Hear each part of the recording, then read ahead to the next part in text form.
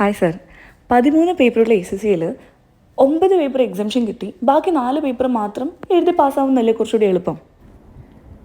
നിങ്ങളൊരു പേരൻ്റ് ആണെങ്കിൽ നിങ്ങളോടൊരു സ്കൂളുകാർ പറയുകയാണ് 9ാം ക്ലാസ് വരെ ഇരിക്കേണ്ട, 10ാം ക്ലാസ് തൊട്ടിരുന്നാൽ മതി എന്ന് പറഞ്ഞാൽ നിങ്ങൾ ആ കുട്ടിയെ 10ാം ക്ലാസ്സിൽ കൊണ്ടുപോയി ഇരുത്തുമോ എന്ന് പറയുന്ന അതേ കാര്യം തന്നെയല്ലേ ഇതിലൊരു നോളജ് പ്രോഗ്രഷൻ ഉണ്ട്.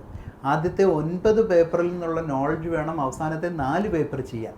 ആദ്യത്തെ 9 പേപ്പറിൻ്റെ നോളജ് ഇല്ലാത്ത ഒരു കുട്ടി അവസാനത്തെ 4 പേപ്പർ മാത്രമായിട്ട് എഴുതിയാൽ പാസ്സാവാൻ പോകുന്നില്ല എന്നുള്ളതാണ് അതിലെ കുഴപ്പം. പക്ഷേ SSCയുടെ സിലബസ് ഈ പറയുന്ന ഡിഗ്രി പ്രോഗ്രാമുമായിട്ട് ഇൻറ്റഗ്രേറ്റഡ് ആയതുകൊണ്ട് ഈ നോളജ് ഇഷ്യൂ അവിടെ വരുന്നില്ലല്ലോ. ഒരു യൂണിവേഴ്സിറ്റി പ്രോഗ്രാമിന് സിലബസ് ഇൻറ്റഗ്രേറ്റ് ചെയ്തു, ബുക്കിലുള്ള നോളജ് സെയിം ആണ് എന്ന് പറയുന്നത് ഒരു പ്രൊഫഷണൽ എക്സാമിൻ്റെ ഒരു ടഫ്നെസ്സുമായിട്ട് ഒരു തരത്തിലും കമ്പയർ ചെയ്യാൻ പറ്റുകയില്ല. ഇപ്പോൾ ഇന്ത്യൻ CA ചെയ്യുന്നവർക്ക് 9 പേപ്പർ എക്സംഷൻ കൊടുക്കുന്നു, ഇന്ത്യൻ CMA ചെയ്യുന്നവർക്ക് 7 to 9 പേപ്പർ എക്സംഷൻ കൊടുക്കുന്നു. ഒരു കുഴപ്പവും ഇല്ല. അത് കഴിഞ്ഞവർ വളരെ മിടുക്കരായിട്ട് SSCയുടെ അവസാനത്തെ 4 പേപ്പർ പാസ്സാവും. പക്ഷേ ഒരു ഡിഗ്രി പ്രോഗ്രാമിന്, ഒരു യൂണിവേഴ്സിറ്റി ഡിഗ്രിയുടെ സിലബസ് ഇക്വേറ്റ് ചെയ്തു എന്ന് പറഞ്ഞതുകൊണ്ട് ആ കുട്ടികൾ ഏതൊരു പ്രൊഫഷണൽ പ്രോഗ്രാമിൻ്റെ ആണെങ്കിലും ഫൈനൽ ലെവലിലോട്ട് വന്നാൽ അത് പാസ്സാകാനുള്ള കേപ്പബിലിറ്റി ഉണ്ടാവുന്നില്ല. ഇതിലെ മജോറിറ്റി കുട്ടികളുടെയും സമയം, പണം SSCI എന്ന് പറഞ്ഞ് മോഹമായിട്ട് നടക്കുന്നത് വേസ്റ്റാകും എന്നുള്ളത് മാത്രമേ സംഭവിക്കാൻ പോകുന്നുള്ളൂ. ഇനിയും ഇതിൽ വളരെ എക്സെപ്ഷണൽ ആയിട്ടുള്ള കുറച്ച് കുട്ടികൾ, വിരലിലുണ്ടാകുന്നവർ മാത്രം പാസ്സാകും. അവർ ഈ പറഞ്ഞ ഫ്രോഡെന്ന് വാക്ക് ഞാൻ ഉപയോഗിക്കുന്നില്ല, എന്നാലും തെറ്റിദ്ധരിപ്പിക്കുന്ന ഗ്രാജുവേറ്റ് പ്രോഗ്രാമിന് പോകുന്നതിന് പകരം നേരെ SSCIക്ക് വന്നിരുന്നെങ്കിൽ 1.5 കൊല്ലം കൊണ്ട് SSCI കംപ്ലീറ്റ് ചെയ്യുന്ന കുട്ടികളാണ് ഈ പറയുന്ന ഇവരുടെ ഡിഗ്രി പ്രോഗ്രാം കഴിഞ്ഞിട്ട് പിന്നെയും 1.5 കൊല്ലം കൊണ്ട് SSCI കംപ്ലീറ്റ് ചെയ്യും എന്നുള്ള കുട്ടികൾ.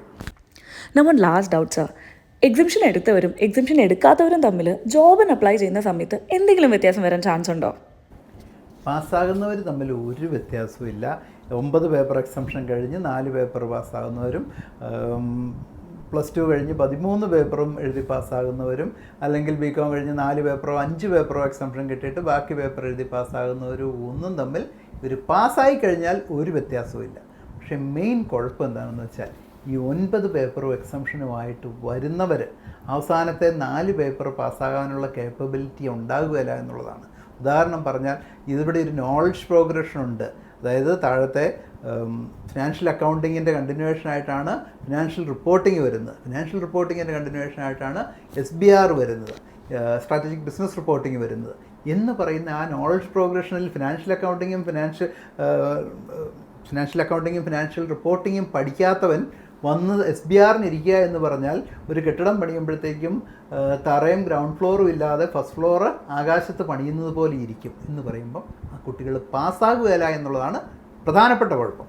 ഇനി അതിനോടൊരു സബ് ചോദ്യമായിട്ട് ചോദിക്കാം, ഓക്കെ 9 പേപ്പർ എക്സംഷൻ കിട്ടിയില്ലോ, അത് SSCI 9 പേപ്പർ പാസ്സായതുപോലെ ആയില്ലേ എന്ന് ചോദിച്ചാൽ, ഒരു ബോധമുള്ള എംപ്ലോയർ ആണെങ്കിൽ പാർട്ട് ക്വാളിഫൈഡ് ആയിട്ടുള്ളൊരു ഇതിന് വിളിക്കുമ്പോഴത്തേക്കും 9 പേപ്പർ പരീക്ഷ എഴുതി പാസ്സായവനെയും 9 പേപ്പർ ഒരു ഡിഗ്രി പാസ്സായതിൻ്റെ വഴിക്ക് ചുളുവിൽ എക്സംഷൻ കിട്ടിയവനെയും തമ്മിൽ ഡിസ്റ്റിങ്വിഷ് ചെയ്യും.